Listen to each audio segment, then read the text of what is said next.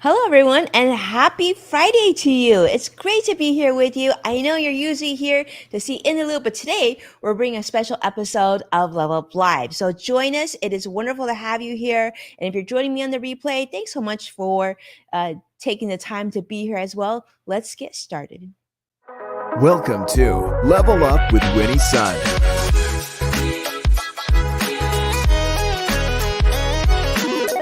Market update. Speed round. Award-winning financial pro. And now, get ready. I present to you Level Up with Winnie Sun.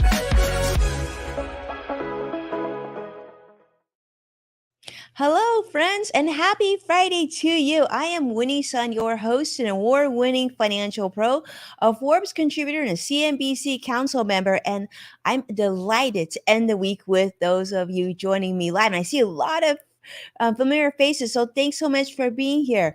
We are absolutely streaming here live on about half a dozen different social media platforms.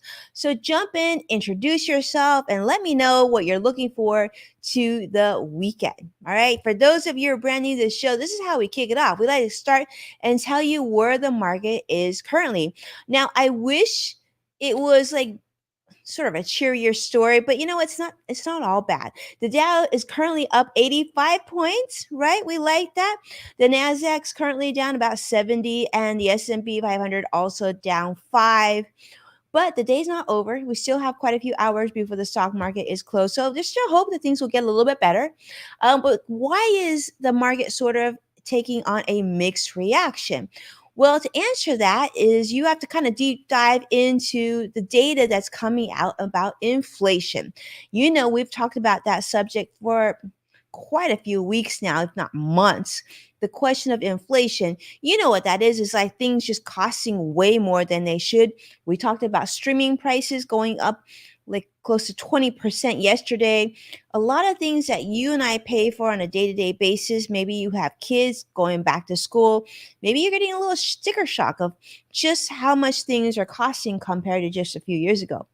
Well, because of that, stocks are certainly giving sort of a mixed performance today as investors are trying to figure out this fresh inflation data and how that's going to impact their own personal assets and investments themselves. So, inflation insights, we're really looking at the producer price data now. In fact, the recent release of this data contributed a little bit more clarity to what's going on with inflation. Of course, the potential impact this is going to have on interest rate decisions by the Federal Reserve in the coming weeks. As you know, as the Federal Reserve, they continue to increase interest rates, it's kind of a too hot, not too cold situation. If they continue to increase interest rates, it makes it more difficult for people who are looking to purchase a home or buy a new car or refinance their student loans or even credit card interest. So that's sort of the negative to that. Now, the only thing though, when they increase interest rates, we've already seen that it's really sort of improved inflationary conditions here in the United States too. So it's one of those like Goldilocks situations. We want them to get inflation down, but of course we want to be able to have people afford to pay for shelter and a home and all that good stuff too, right? So the government has reported a 0.3% increase in the producer price index for July. Which does exceed expectations. However, the overall level of inflation still remains notably lower compared to recent highs. So there's a positive there. Now, the Consumer Price Index, or the CPI, reading that we received yesterday also indicated a renewed rise in inflation after 13 months. We don't like that. So there are indications that price pressures are moderating, though, so that's good. Now, some of the economists and analysts are seeing that these easing price pressures are going to be a factor of what's needed to keep the Federal Reserve from hopefully stopping raising interest rates in its upcoming meeting.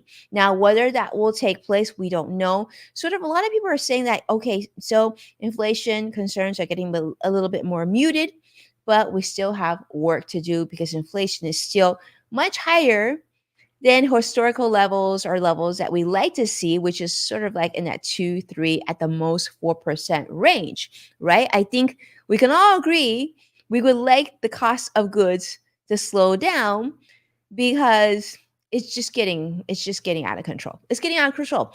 So this market update certainly suggests that investors are really watching inflation trends, and that's why you're seeing sort of that roller coaster effect in the last few days. Okay, so let's segue over to our next story. And I see Vicky joining us on Facebook Live. Vicky, I thought of you. I have a really fun story to share with you. I don't know if it's fun, but I have a good story to share with you in moments here with you and mine. So thanks so much for joining us. And thank you so much for being a supporter of the show. Let's talk about Twitter. Let's talk about Twitter, or what used to be called Twitter. Now it's called X. Let's see and check in how they're doing. There was actually a recent interview that occurred on CNBC that, if you haven't seen it, there's been clips of it shared all over X, aka Twitter. But according to the new CEO, things seem to be great, right?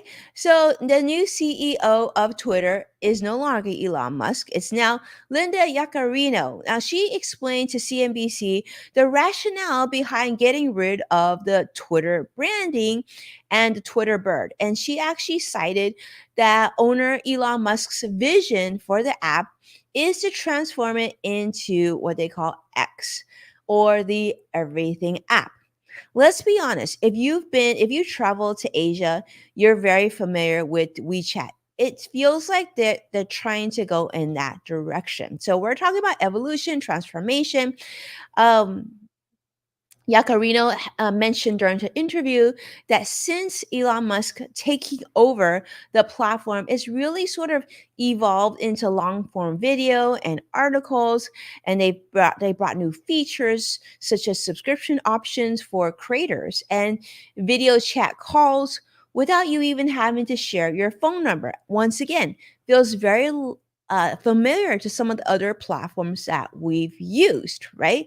Um, certainly, this is sort of that sort of rebranding. They're calling it a liberation from Twitter, and she's saying that this is going to allow transformation beyond the legacy mindset of, like, you have to break your memory of Twitter. You need to go full on into X, because it's just going to be a different type of social media experience altogether. And they're not even using the term social media anymore. They really want this to be an everything app or tool for all of us to use. So for those of you who are watching this and watching this transformation, if you're active on Twitter, have you seen some of these developments? Have you tested them out? And I'd like to see how you feel about them as well. So this rebranding, she's emphasizing, she says this is going to be a change for all of us in terms of how we congregate, how we entertain, and even how we transact on the platform. Transacting meaning spending, right? Paying for things, because they plan to do that because WeChat has that capability in Asia currently. But talking about like change and possibilities. Now, yeah, so she's saying, so the CEO is saying that there's going to be a lot of changes coming, and it's going to be very different, and you want to stay put. She's recommending, she's saying it's not just users wanting to stay put, but she's also saying that advertisers are coming back and they're liking this. They're saying that, you know, brands such as Visa have come back, Coca-Cola has come back, thanks to her direct engagement with marketing and communication executives. They're saying that things are going to be better, that advertisers can trust this new um this new platform, this new takeover. And she's definitely downplaying the threat of Meta's threads, saying, oh, that's not going to be a big deal. And she even added something to the interview, something a little bit more humorous, saying that there could be a potential cage fight between Elon Musk and, of course, Meta CEO Facebook, Mark Zuckerberg. And she also said that this would be a great brand sponsorship opportunity. I guess, Linda, Yacarino, once a marketer, always a marketer. So that was kind of fun. But I want to share this insight on this because if you watch the interview, that was one thing. But then CNN also published an article that was shared talking about this same interview and saying that Linda Yacarino is truly delusional, saying that being associated with Elon Musk's Twitter X was really her thoughts are really unrealistic and laughable statements. This is what they're saying because they're saying that the platform's condition during the interview is not as cheery as she is making it. In fact, they're saying that her perspective of the platform thriving and improved under Elon Musk's chaotic leadership is sort of just not true. In fact, they are saying that, that's great that they have video calls and seamless online payment processing, but that would be great if it was true. And they're saying that that isn't true, that it isn't effortless and it isn't completely streamlined. And there's a lot to work to be done. And that her portrayal of Twitter's rebrand to X as a successful liberation is really more of a move to discard brand value.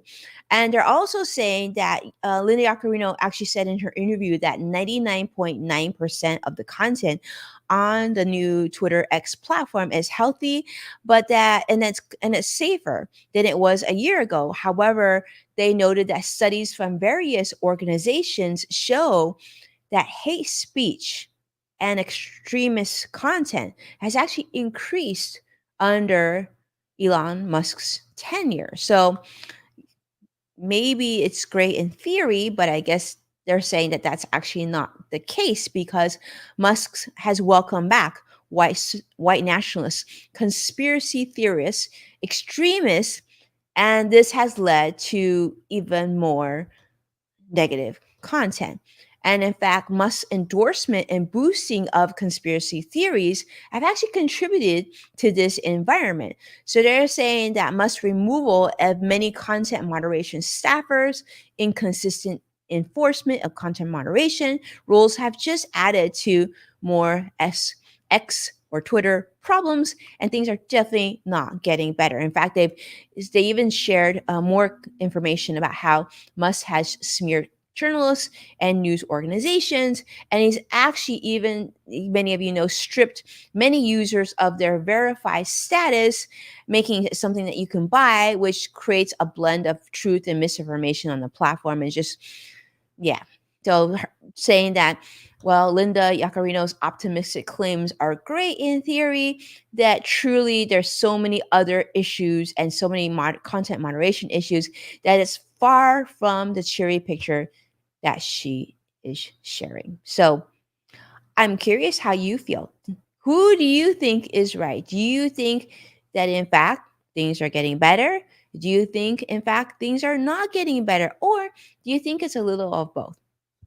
I will say I'm going to watch this very carefully and, keep an open mind. Hopefully things will get better and hopefully it's sort of, something in the middle and it's going in a more positive direction. But yeah, CrossX Fighter, you are joining us on YouTube Live, I see, not Twitter. So if you have any insight and perspective and you want to share on this, we would love to hear from you as well. And I see a lot of friends joining us on LinkedIn and all the different platforms. So thanks so much for jumping in. All right, so this story, Vicky, I definitely had you in mind for this. I hope you enjoy this. Now, if you're visiting the UK, let's just say that something has changed, and that is the price of beer. That's right. So in the UK, alcohol tax changes are actually going to bring you cheaper beer. That's right. Beer is getting cheaper. Not everything is getting cheaper, but looks like beer will be getting cheaper. So if those of you who like to travel to the UK, go to your local pub, you might enjoy this. The UK government has recently announced a significant overhaul of alcohol tax regulations, and this is actually going to lead to changes in the price of beer.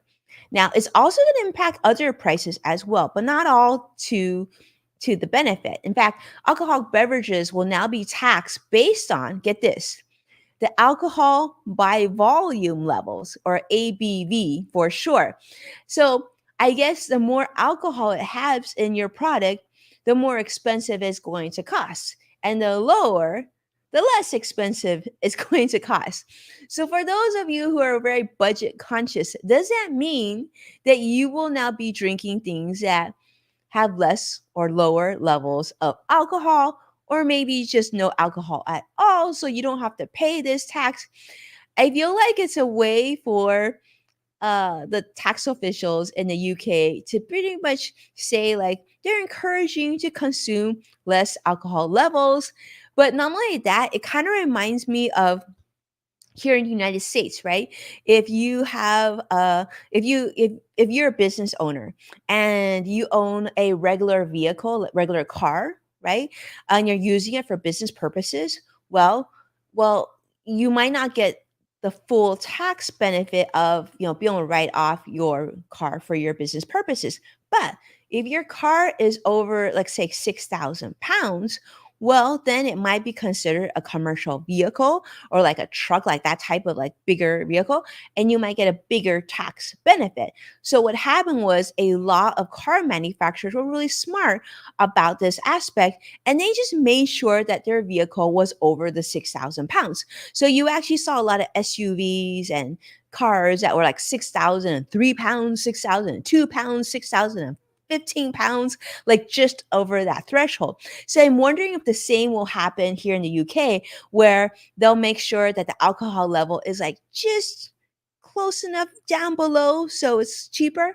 And then, like, just at that threshold. So you're still getting it, but then I don't know. But what's really interesting to me on this is, I guess then you could perhaps buy more volume with lower, I don't know. I just ask the questions. I'm curious to see how you feel about this, especially Vicky. Very curious about your thoughts, and maybe have you seen people? People like this? Do people not like this, or do you just think it's just like not a big deal? And these articles are just interesting. But I thought it was really interesting. It's called they call it drought relief. So the government has expanded this drought relief scheme, saying that reducing alcohol duty on tax poor drinks, and this is going to try. They're going to try to help. So this is like they call it the pubs duty on each draft pint will be cheaper compared to supermarkets, potentially making a pint up to 11 pence less expensive. So that's kind of nice, right? Which is 11 pence for those of you who are joining me in the United States. That's about 14 cents.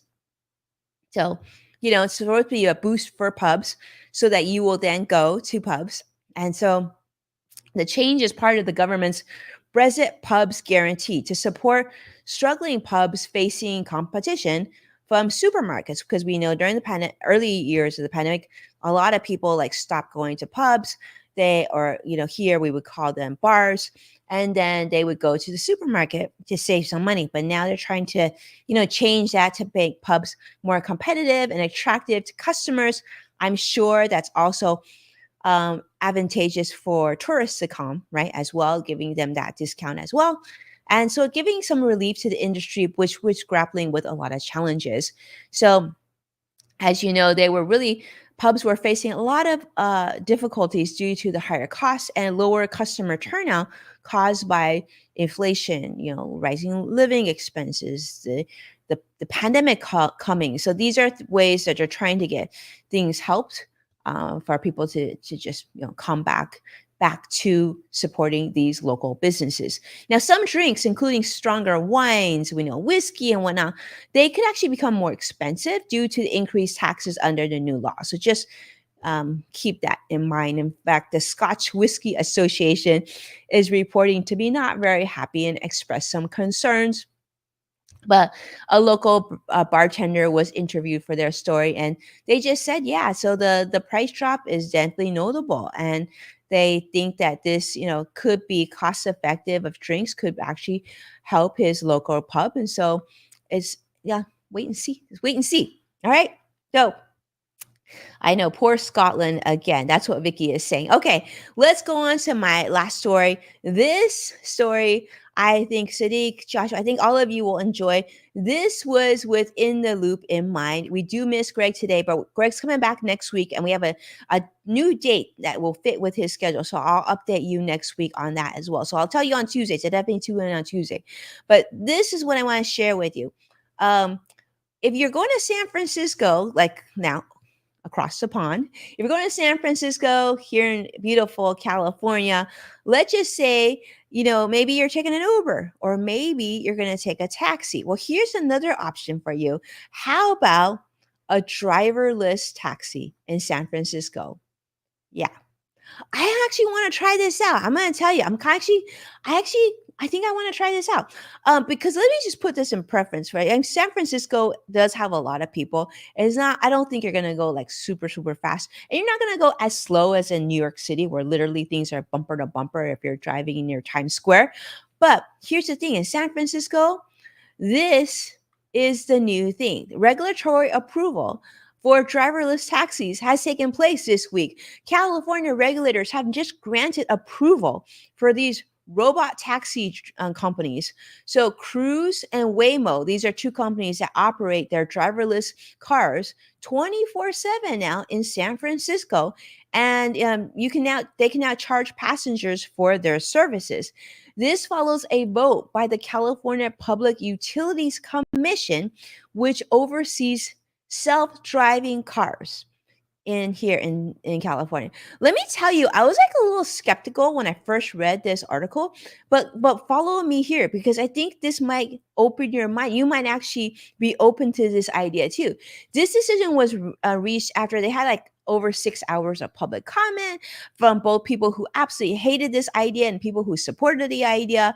Some of the concerns, obviously, were brought up by San Francisco's first responders, transportation leaders, and of course, local activists who just really felt like this was possibly not safe.